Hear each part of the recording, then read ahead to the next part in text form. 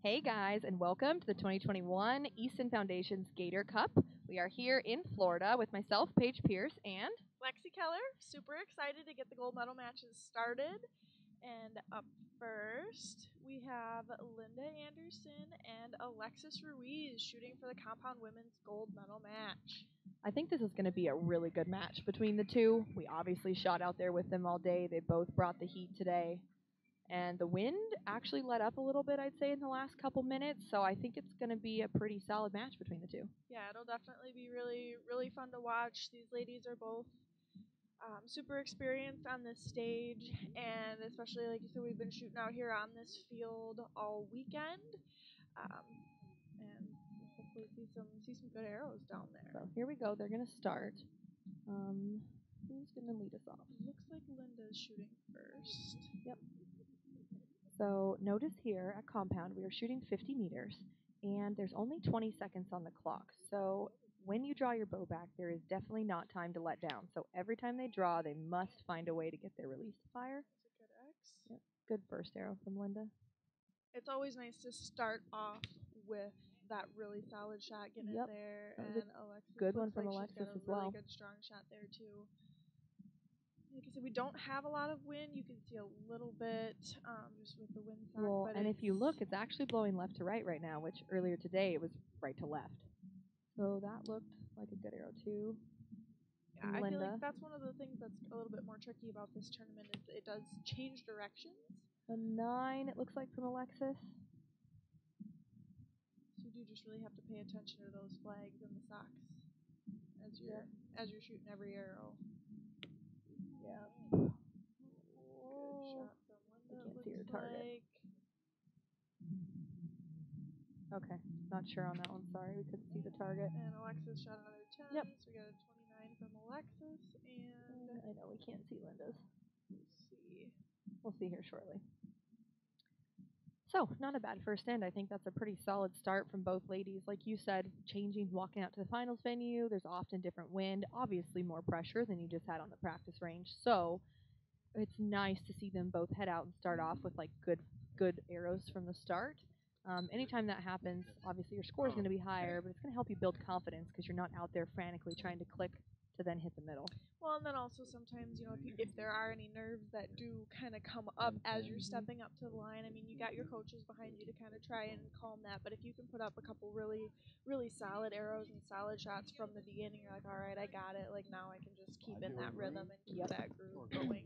100%. So for compound, we score cumulative scoring for 15 arrows. So that was their first end of 3 arrows, and we're going to shoot.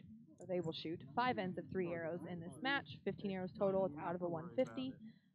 So Linda did have a perfect 30 down there. Now that we can see the update. 30 to 29, and sometimes having a little bit of a lead right in the first end can get you a little bit more confident. But there's still so many arrows left in the match, and as we've experienced, like every single tournament, you never know. It can switch, and somebody can have the lead in the first end, and then turn around and I've seen it switch almost every end out here, especially in a finals venue. And again, the one thing I think that the people watching at home maybe don't realize is how quick this 20-second alternating goes. Alexis is up first here, and she knows like I have to make a good strong shot. I don't have a lot of time, so I think it changes. Does your shot change out there? Like I know mine does a little bit. It looks like a 9 from Alexis, just off the 10. Just off a little bit, and the wind did pick up. It looks like it's going straight away from them right now, which can sometimes be tricky. With a hint of right to left, so that makes sense why she hit where she did. Now it's just on the right side probably of the 10, a 10 from Linda. Yeah. So you could tell Linda's already compensating for that. Alexis, that one should have hung, so that should be a 10 on the left side. So Alexis is definitely getting a little bit of left drift here. That one's just on the left side of the 10, it looks like, I think it hung as well. Not bad considering the wind definitely picked up. Same side over there on the left. Yeah, I think that one's probably a 9 from Alexis. So it can be a little tricky too when it's pushing you just to the, that one side of the 10 or, just barely off, because then in your mind, good you're last arrow from Linda. There's a lot on the line here. I don't want to overcompensate for it. And one thing, I mean, shooting the Gator Cup and being on this field ourselves, I can definitely say is that sometimes you're aiming off and the wind still looks like it's blowing the same. In one arrow you'll drift way more, and another one you won't. And so, really learning to read the wind is challenging here, especially when you step onto a finals field. And not to mention, we did take a pretty significant break from when they shot last to now, and so the wind has changed a bit since the last time they were shooting in the semifinals. So, and when you do have when you've taken such a break, you're coming back. A lot of times it can be an advantage as a higher seeded archer to give the first shot to your opponent if you know, okay, I'll probably be able to trust that they're gonna aim off a proper amount and give me kind of that good reference on what the wind is actually doing. Yep. Because as much as you watch the flags and as much as you watch the wind socks, it can give you a good idea if you're in tune with your equipment, but then still having somebody to actually put an arrow downrange and say, okay, yes, this is actually what's happening down there, and then give you... That makes it so much easier. Okay, so they just posted scores. Linda has a perfect 60 on the board right now to Alexis's 57. That may sound like a big gap, but honestly, with winds like this and a short time clock, I mean, it's not. Anything could still happen. It's definitely doable. I mean, they're not even quite halfway through with the match yet, so... Yep. So that was our second end. We've got 3 more to go. Cumulative scoring. Again, this is compound, so every arrow counts equally the same throughout the entire match. And then the way this works as well is Linda chose to shoot first initially, but then the archer with the lower score will always lead off each end. So Alexis will actually start off on this end. And then when there does come, if there's a tie, then it'll go back to the original order. Back to Linda because she chose to shoot first. Just below. Just like low for Alexis. Yep. Still not a bad arrow. Now the wind did die a little bit. Linda's been hugging right side, so we'll see if she makes that adjustment. No, she's still right side, but it's on the safe side too. It's. I think hers is probably good. See what Alexis can do. The wind's picking up a little bit again. I think that one's good. Looks good. Yeah, good 10. Linda's coming to full draw. Nice on that right side. Looks like it's solid. Yeah, I would say probably a 10 as well. And it looks like she did just reach up and give her sight a couple clicks, so she looks pretty confident with where she's aiming. That one's a 9 just off the left as well. See if Linda can. If Linda puts this one in here, that'll give her a little bit more cushion. On that right side again. Yeah, I don't know. It's a great group, though. She wins the group award for sure. That's awesome. Yeah, absolutely. That's an impressive end. I feel like on that one, the wind did die. So you people always ask, do you click your sight, do you aim off, or bubble? And obviously, Linda had a few clicks in her sight as she's taking them back out as the wind dies. Right. I think Alexis chooses to aim off, from what I know of those two girls. I do believe so, yes. So, yeah, that was actually, not a bad end from either girl. They're doing great. So let's talk about their release style really quick, because obviously the wind is a big factor a lot of the times depending on how people choose to shoot their release. Absolutely. So both of these girls are shooting a back tension style shot. Alexis is using a hinge release. Linda does use a thumb. You'll notice, I'm assuming you guys have a close-up view of Linda. As she's shooting, you can see her wrap her thumb and execute, nice pull strong. So I wouldn't say wind-wise, if the wind does pick up, that either girl has an advantage over the other because they're both shooting the same shot style.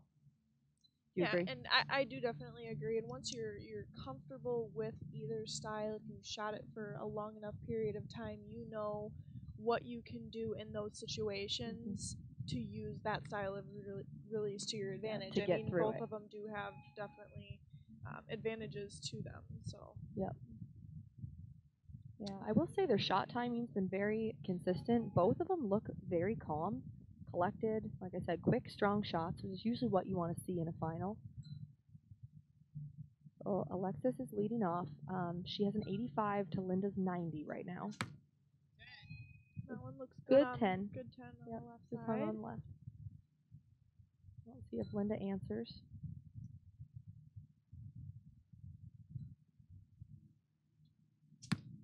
Oh, that one is. I think it's a 9. from Linda. Might have I don't caught know, that, 8, that 9. line. I don't know. And just talking about her timing, that shot ended up being a little bit longer. Yep. Yeah, we can see the clock countdown on here, so we can kind of see what their average shot time looks like. Now the wind is picking up on this arrow for Linda. She's just gonna have to wait it out. Okay, 9 on the left. Side. Which makes sense. The wind is hard right to left right now. There wasn't a good change there.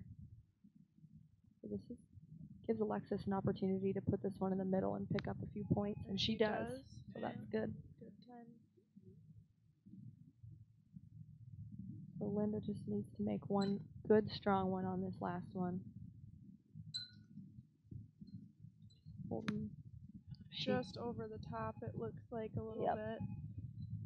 Yeah. So that was, I mean, obviously going into that with a 90, that was a rough end for Linda. And but that kind of can.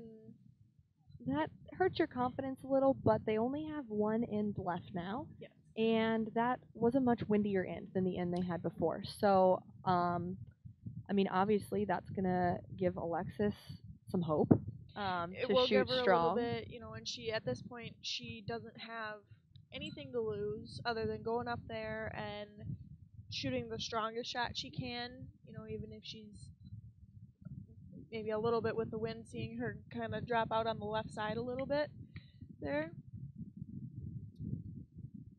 Yeah, I definitely think with the switch that we just saw with that Alexis knows that she has to go up there and shoot a 30 if she wants any hope. And and being in Linda's position, as crazy as it sounds for me, it's always harder because it's your match to give away at that point. Absolutely, yeah. So she has a lot of pressure on herself. But I mean, considering how solid her first 3 ends were, I think she's going to come back nicely. Yeah, absolutely. So, for those of you guys watching at home, we do have our comments here on YouTube and on Facebook. So, if you've got any questions or comments or anything, just to shout out and say hi to us, hop on there, leave us a little comment. Yep, ask us any questions that you want. So this is their 5th and final end. Whoa, okay, 114 to 116. So Linda's was an 8. So that was 4 points for Linda in one end. Luckily, though, she had cleaned the rest. So Alexis will still start, but there's only a 2-point gap between the two girls right now. And with the wind being as tricky as it is, this can it's literally picking go up. So that was a good 10 from Alexis. It just picked up a lot for Linda's arrow. The one really hard part about these alternating matches is you've got 20 seconds, and if you get stuck in a wind gust, that's just how it goes. That's happening to her right now. Another 8, it looks like, for Linda. Yeah.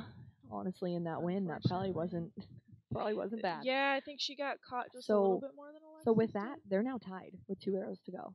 2 arrows to go. Okay. Alexis shoots a 9 out the left. Yep. Barely, like just hanging 9-8 liner. So you can, I mean, they're getting a lot of drift out there compared to the prior ends. Absolutely. It's a good quick shot from Linda. 10, Linda. Yeah. She looked like she kind of found her timing a little bit more on that one, and she was smoking it when we had a little bit more windy ends. So she just needs to get back to that. Alexis answers with a 10, and down. So what is it? 9 to win? Yep. Getting a little low on time. The wind's picking up. 5 Fight seconds it, Linda. left, and there we are. Did she do it? Yep. She got it.